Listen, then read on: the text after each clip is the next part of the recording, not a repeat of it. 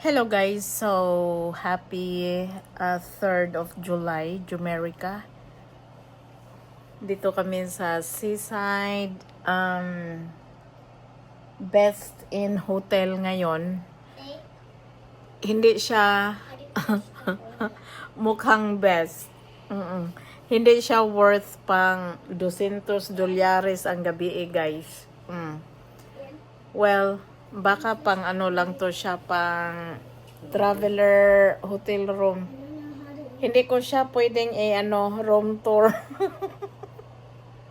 Ano siya, luma. Oo. Hindi siya, sabi ng anak ko, hindi siya pang pang 200. Hindi siya pang $200 a night. Yeah. Okay naman siya, pero kailangan niyang kung ako ang may-ari nito, kailangan tong i-upgrade. How do you flush the toilet? Ha? How do you flush the toilet? Say hi to Mama's vlog sa. Hello. So, every 4th of July, pupunta talaga kami dito kasi may relative din kami dito, banda. Today nasa work pa siya, kaya hindi pa kami makapunta sa bahay nila. Kaya nag-check-in muna kami dito. Last year, mas mahal yung hotel na nabook namin.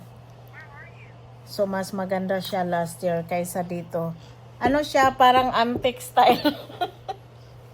Alam mo naman yung mga bata ngayon, ang mga Gen Z, gusto yung mga sosyalin ang dating. Agay, what are you doing? Ayaw niya sa vlog. Bakit ayaw mo sa vlog? Ha? Buti pa si Freya, nag-join sa vlog ko.